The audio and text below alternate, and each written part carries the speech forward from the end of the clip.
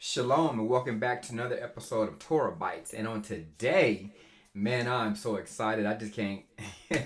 I'm just amped up because today actually begins the High Holy Days. We are about to start Rosh Hashanah, and it's interesting because tonight at sunset will be the Shabbat, the Sabbath. But on top of that, it's going to be the first day of the seventh month. And if you look in the book of Leviticus, the 23rd chapter, and uh, part ways down, you see because the whole chapter talks about the Moedim, the holy days, the appointed times of Yehovah.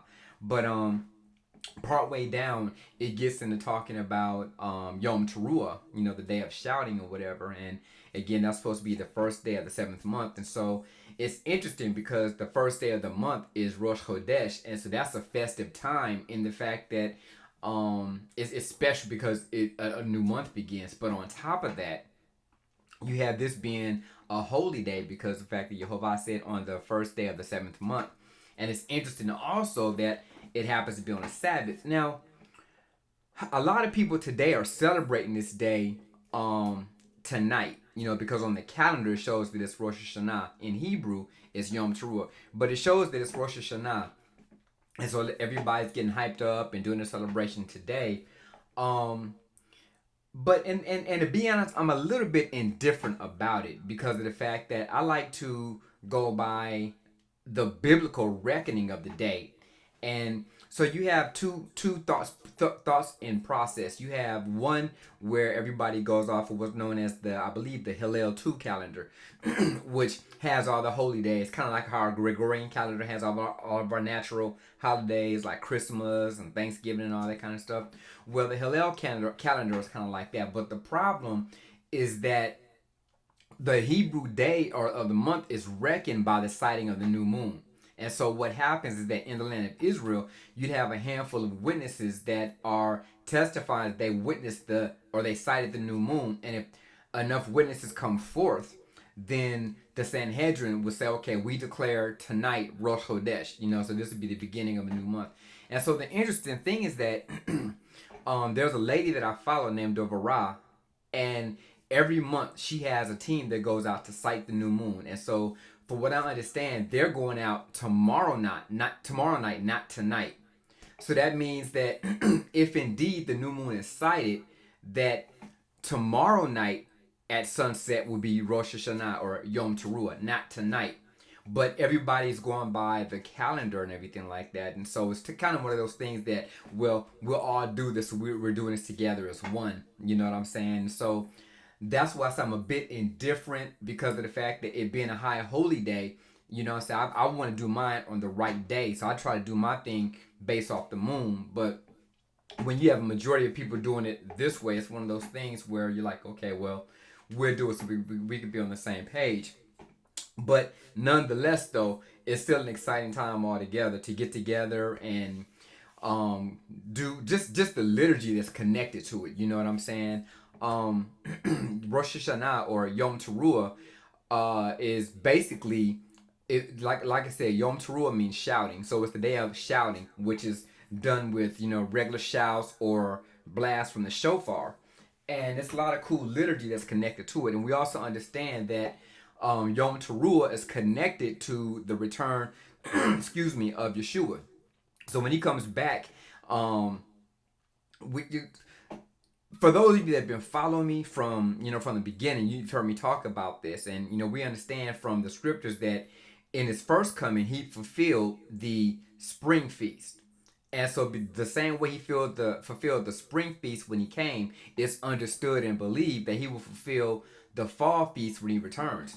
And so what happens is that it begins with the shofar blast. And the shofar is used to gather the people. You know what I'm saying? The people come together and it's used for battle cries if you're getting ready to go to war or whatever the case might be. But the main thing is to assemble the people. So the shofar is called, is to assemble the people. And it's a high holy day, meaning that you don't work on this day and the people come together. There's a cool liturgy that's connected to it. And again, like I keep saying, it's connected to Yeshua returning. Um, And it's really sad. I've talked about this numerous times that the church, because of erroneous teaching, the church really doesn't understand the significance of these holy days. You know what I'm saying? Excuse me. Something's in my throat. So I was reading today Leviticus 23, and I was highlighting in my Bible everywhere that Jehovah said, these are my feasts, my appointed days, these are done unto me. You know, not one time did it say it's a Jewish, whatever, but it says these are mine, these are me, these are unto me. You know, so Jehovah says all these things are to him. But in our culture, in a Western culture, we understand these things to be Jewish, but that's not what the text says. And so we miss out on a lot of really cool things with this flawed theology that we have. And so it's one of those things that when you sit down and you rethink about what Yom Teruah is all about, Yom Teruah, the sound of the shofar, the shofar sounds, the people come together, and it's a time of rejoicing because the king has come, the king has appeared. You know what I'm saying? My family and I were doing our family Bible study last week, and we were reading in Nehemiah. And it's funny because according to the text, it was about the 25th day of the month of Elul, which is still, that's this month right here, the 6th month. It was the 25th day when they finished rebuilding the wall. And Nehemiah had got the Torah scroll and began to read the Torah scroll. And I guess he was reading from Leviticus 23, dealing with the holy days. So the people understood that Yom Teruah was about to come. And they were preparing to fast. And he was like, no, we don't fast. This is a day of rejoicing, of celebration. You know, the shofar blast and all this other kind of stuff. And I was just really blown away that this, you know what I'm saying, when I looked at this, I'm like, wow, that's really cool that, you know, we're reading about something somewhere else in the prophets that's dealing with this time. And it tells you that, you know, for Yom Teruah, it's a celebration time to rejoice. It's time for the shouting, you know, because again, it represents the return of the king. And so when you connect that to future prophecy, as I said earlier, when Yeshua returns, you know what I'm saying, it's believed to be on Yom Teruah because Paul talks about in, I believe, Thessalonians, I'm not sure if it's first or second, but when the trumpet blast sounds, that's the shofar. The dead in Yeshua will rise, and then those who are living. And after that happens, so the shofar sounds, and everybody gathers before the king. The dead rise first, and then everybody else, and we take off corruption and put on incorruption. And then we take off to go to Jerusalem to fight with our king against the nations that are trying to destroy Israel. You know what I'm saying? But in the midst of all that's going on, once we get on the other side of Yom Teruah, you have what's known as the Yamim Noraim, which means the days of all. And so these are the 10 days leading to the next high holy day, which is Yom Kippur.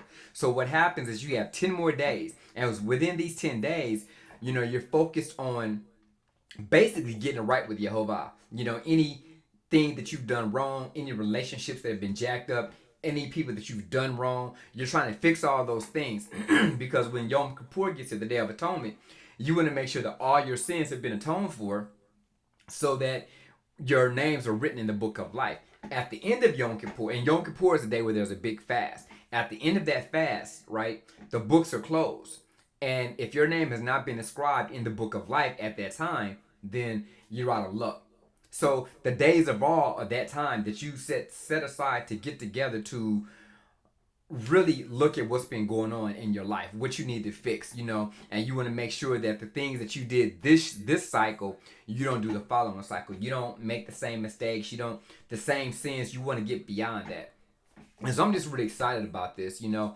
Through this week, it's funny. There's a song called Anthem of Praise, and it's a very old song, but one of the versions has like an orchestra playing, and you have the shofars and all kind of other little instruments playing and stuff like that.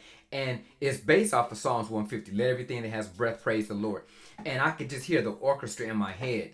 And I'm just really getting excited. I'm in bed. I'm waking up out of my sleep. I'm thinking about this, and I'm seeing this orchestra playing, and the shofar sounding and stuff like that. And Yeshua getting ready to come back, and I'm just so amped up. You know what I'm saying? And I got up that day, and I was like, man, let me find this song. So I'm looking through my phone trying to find this song so I can play it. And man, that song just blew me away. I mean, I was just really on fire about that. I mean, and this was a couple of days ago, you know. So I've been on cloud 9 ever since then. So like I said, today, matter of fact, we're getting ready to go out in a couple of hours to head out there and start a liturgy, whatever the case might be. And so all for this whole month, for the month of Elul, which is the 6th month, I've been practicing with my shofar, trying to get the sounds right and everything like that for when we get out there. You know what I'm saying? Because I don't want to be sounding all crazy. I want to make sure that my shofar sounds really good. So I'm just wanted to tell you guys about that. I'm excited about this. Shabbat is, as again, it starts tonight. So probably when we get back from our doing our sacred assembly, I'll probably record for this week's parasha, which is a recap. So we're not going. I know we have like what 4 more chapters before we finally done with the book of Deuteronomy. But for this week, I believe it was Deuteronomy 21. We're doing the whole chapter, verse 1 all the way through 34. So pretty much an easy chapter to get through because it's just literally one chapter. You know what I'm saying? So I'll be doing that either tonight or tomorrow. And I think after that, I'm not sure what the Torah portion is after that. If it's going to be another one that we're recapping, or if it's going to be finishing Deuteronomy. But either way it go, we're almost done with it, so I'm excited about that. I thank you guys for riding with me. Sorry that it's taking me so long for doing this, because my intention was to do something like this once a week, but I've been really trying to focus on the high holy days and practicing with my shofar and all this kind of stuff, because I want to be right tonight and everything like that. So, that being said, I'm going to go ahead and shut this down right here. But before I go, I'm going to try to see if I got it. So just kind of bear with me. Let me see if I got my sound right, so y'all can hear me doing my practice run for tonight.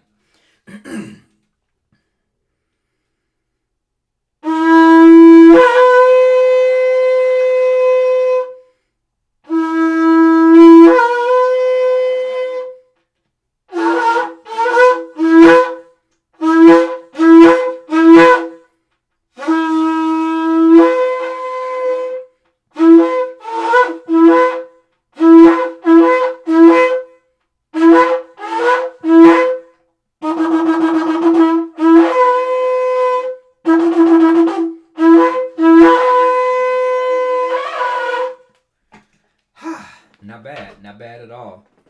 Okay, anyway, shalom, and I will see you guys tomorrow.